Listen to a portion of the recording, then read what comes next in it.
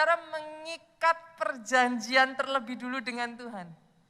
Kenapa? Karena goal dari firman ini di akhirnya, di ujungnya saudaraku, adalah Filipi 1 ayatnya yang ke-21 sampai 22. Orang Kristen hafal ayat ini. Masih ingat saudara ayat ini, bagiku hidup adalah Kristus. Mati adalah keuntungan. Tapi kalau aku harus hidup, maka hidup adalah bekerja untuk memberi buah. Doa saya dari tempat ini saudaraku, karena kita sudah melihat sepanjang 2020-2021 ini, kita semakin diajarkan menghargai yang namanya hidup yang diberikan Tuhan. Betul ya? Berapa banyak teman-teman kita saudaraku, di 2020, di 2021 berguguran.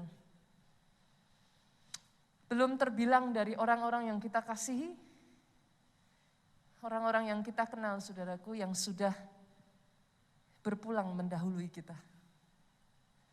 Jadi kalau sama-sama hari ini kita masih diberikan kesempatan hidup saudara, jangan disia-siakan.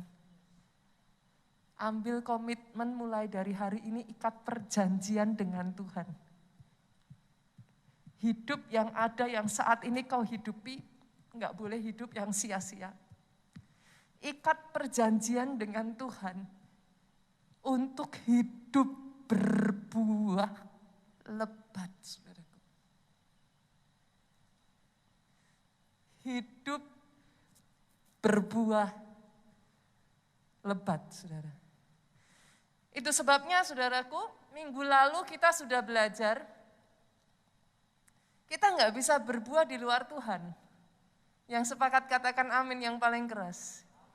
We need His Holy Spirit. Kita butuh Roh Kudus. Di luar Tuhan kita nggak bisa, saudaraku. Tapi minggu ini saya akan lanjutkan. Kalau kemarin kita belajar tentang betapa untuk berbuah, saudara mau pakai strategi apapun terserah saudaraku. Tapi kalau saudara lewatkan kunci yang pertama kemarin, saudara akan fail, saudara akan dapati nggak akan mungkin bisa berhasil. Kau perlu Roh Kudus. Dari apapun yang kau percayai saudaraku, sebagai anak Tuhan kau perlu Roh Kudus. Tapi yang kedua, hari ini kita akan belajar from root to fruit.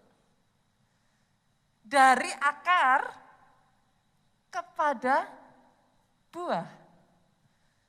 Hari ini saya ingin mengajak saudara melihat nggak mungkin bisa berbuah, boro-boro bisa berbuah kalau nggak berakar. Make sense ya saudara? Kita buka di dalam Amsal pasalnya yang ke-12, ayatnya yang ke-12. Kita lihat terlebih dulu, orang fasik mengingini jala orang jahat. Jala saudara berbicara tentang alat yang dipakai untuk menghasilkan. Hasil artinya buah. Masuk ya saudara? Ada banyak orang kepinginnya hasil. Ada banyak orang lihat hasil orang lain, bahkan di sini dikatakan orang jahat, dan mereka berkata mereka mengingini jala orang jahat. Tapi mereka melupakan satu hal ini saudaraku. Ayat ini berkelanjutan dan mengatakan, tetapi akar orang benarlah yang mendatangkan hasil. Yang mengerti aminnya yang paling keras. Engkau boleh mengingini jalannya orang, bahkan engkau boleh rebut jalannya orang, tapi kalau enggak ada akarnya tidak bisa berbuah. Hari ini saya ingin mengajak saudara untuk melihat. Dibutuhkan akar untuk kau bisa berbuah. Matius 13 ayatnya yang ke-23, multimedia bisa bantu saya. Benih yang ditaburkan di tanah yang baik saudaraku, ialah orang yang mendengar firman itu dan mengerti. Dan karena itu ia berbuah. Ada 100 kali lipat, ada 60 kali lipat, ada 30 kali lipat. Benih itu harus ditanam dia berakar, karena tanahnya subur, dia berbuah. Tetapi sebaliknya Markus 4 ayatnya yang ke-5 sampai 6 mengatakan hal yang berbeda lagi. Sama-sama benihnya ditabur, saudaraku. Kalau yang tadi di tanah subur, dia bisa berakar. Karena berakar muncul buah. Tapi ada juga sama-sama di tempat ini mendengarkan firman, ada yang ditanamnya di tanah yang berbatu-batu, kata firman, tidak banyak tanahnya. Apa yang terjadi? Apakah mati? Halo? Apakah mati benihnya? Oh no. Benih yang Tuhan berikan atas saudara-saudara di sini itu benih unggul, saudara. Yang mengerti aminnya yang paling keras. Sekalipun ditanam di tanah berbatu, dia nggak mati, Bu. Tapi lihat apa yang terjadi. Lalu benih itu pun segera tumbuh. Hati-hati ya saudara, di sini saya ingin mengingatkan kepada saudara. Ada sangat banyak orang Kristen, sibuk ini, itu, ono. Dia kerjakan banyak hal. Dilihat dari luar, dia segera tumbuh. Cepat tumbuhnya. Tapi karena tanahnya tipis, ayat berikutnya yang ke-6. Waktu matahari terbit, ketika disinari, ketika muncul ke permukaan, dilihat lebih dekat lagi, apa yang terjadi? 2-3 baca sama-sama. Layulah ia dan menjadi kering. Pastor, apa kita nggak boleh sibuk sana sibuk sini? Boleh. Pastor, apa nggak boleh melayani, melakukan ini itu apa segala macam? Boleh. Bagus. Tapi jangan pernah lupakan satu hal ini. Harus diimbangi dengan apa? Kenapa benih itu layu, saudara? Kenapa dia layu? Baca dengan suara keras 2-3. Karena tidak berakar. Oh, 2 ayat ini ya saudaraku, saya berdoa ya. Nanti di rumah, saudara baca lagi. Renungkan. Resapi sampai masuk. In the end, saudara nggak bisa menyelak yang satu ini. Kau bisa bertumbuh, kau bisa kayak maju cepet. Tapi kalau akarmu nggak ada, secepat majumu, secepat itu layunya. Doa saya, anak Tuhan di tempat ini adalah orang-orang yang berakar kuat ke dalam. Sehingga engkau bisa naik ke atas dan berbuah lebat. Sekarang pertanyaannya, Pastor, kalau kita berbicara betapa pentingnya berakar ini, apa sih yang dimaksud berakar sendiri gitu? Kita semua tahu saudaraku, yang namanya akar itu fondasi. Betul ya? Dibutuhkan satu komitmen yang kuat. Dibutuhkan satu komitmen yang kuat untuk saudara bisa berakar dengan kuat. Dalam semua aspek dalam kehidupan ini ya saudaraku, kita bicara apa? Bisnis? Bisnis ya? Orang yang bisnisnya sukses, berbuah, berhasil, saudara akan menemukan mereka punya komitmen yang begitu kuat untuk memperjuangkan bisnisnya. Pernah ketemu orang-orang seperti ini, saudaraku? Saudara sampai geleng-geleng kepala. Komitmennya, bahkan di tengah situasi dan kondisi yang sukar, komitmennya tidak goyah. Saudara berbicara tentang keluarga yang sukses, keluarga yang harmonis, saudara akan menemukan baik suami istrinya, bukan gak pernah bertengkar Pak, nonsen. Kalau ada keluarga, pasangan suami istri yang tidak pernah bertengkar, saya hanya mengatakan menikahnya kurang lama, gitu aja saudaraku. Gak mungkin. Perkara cara bertengkarnya beda-beda, bisa saudara.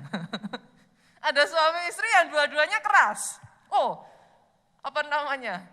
Kalau bertengkar, aduh, itu perang dunia ketiga, saudaraku. Tapi berapa banyak juga suami istri biasanya sifatnya berbalikan. Istrinya cerita ke saya, ya bukan nggak bertengkar pastor, bertengkar. Lah tapi gimana? Suaminya dibertengkarin diem aja. Pertamanya jekel gitu kan. Ini dibertengkarin cuma diem. Nanti kitanya masih marah, dianya sudah ngomongan seolah-olah nothing happen. Akhirnya baikan juga, saudaraku. Tapi yang manapun, keluarga yang tetap harmonis dan sukses, pasti ada komitmennya, saudara. Yang begitu kuat untuk tetap mengasihi pasangan no matter what. Komitmen yang kuat memperjuangkan anaknya no matter what. Dalam pelayanan juga sama kok, saudara. Kalau bicara pelayanan ya saudara, saya rasa saya nggak bisa pisahkan dari satu figur ini, saudara. Berapa banyak dari saudara yang pernah mendengar nama Rasul Paulus? Mungkin lebih tepatnya saya tanya, berapa banyak yang nggak pernah dengar nama Rasul Paulus gitu kan? Semua dari kita pasti pernah dengar nama yang satu ini. Nggak diragukan, saudara bisa melihat di dalam hidupnya sangat produktif. Buahnya nyata. Berapa banyak jiwa diselamatkan melalui kehidupan satu orang ini. Belum terhitung saudaraku banyaknya jemaat. Kalau zaman sekarang saudara sebut gereja ya. Banyaknya jemaat yang dibangun oleh Rasul Paulus. Kalau saya boleh katakan saudaraku, di zaman itu, the biggest churches yang ada, itu dirintis dari orang yang satu ini. Gereja mana terbesar di zaman itu saudara? Gereja di Korintus. Siapa yang pegang? Anak rohaninya Rasul Paulus. Ada yang masih ingat siapa? Timotius. Gereja mana lagi terbesar pada zaman itu? Gereja di Efesus. Siapa yang bangun? Rasul Paulus. Buahnya nyata. Saudara baca kitab Perjanjian Baru, sebagian besar kitab-kitab yang ada di sana, itu buah tangan, hasil catatan tangan, tulisan, surat, pengajaran Rasul Paulus kepada murid-muridnya pada zaman itu. Siapa orang yang meragukan yang satu ini? Tapi tidak banyak orang yang mengerti kenapa Rasul Paulus bisa begitu berbuah lebat. Tidak banyak orang yang tahu. Buka ayatnya saudaraku, kita lihat, saya membaca ini nangis saudara. Kadangkala ya kita di zaman ini, Kisah Rasul 20:24. Saya berdoalah saudaraku, di generasi ini, bangkit generasi yang imannya tidak luntur saudara. Saya berdoa, baca sama-sama yuk ayat ini. Ini kunci Rasul Paulus berbuah lebat saudara. Tetapi aku tidak menghiraukan nyawaku sedikit pun. Asal saja aku dapat mencapai garis akhir dan menyelesaikan pelayanan yang ditugaskan oleh Tuhan Yesus kepadaku. Untuk memberi kesaksian tentang Injil kasih karunia Allah. Saya baca ayat ini nangis, saudaraku.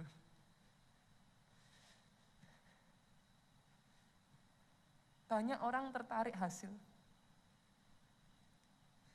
Banyak orang kepengen dapat buahnya itu instan. Tapi baca Rasul Paulus yang tidak banyak diketahui.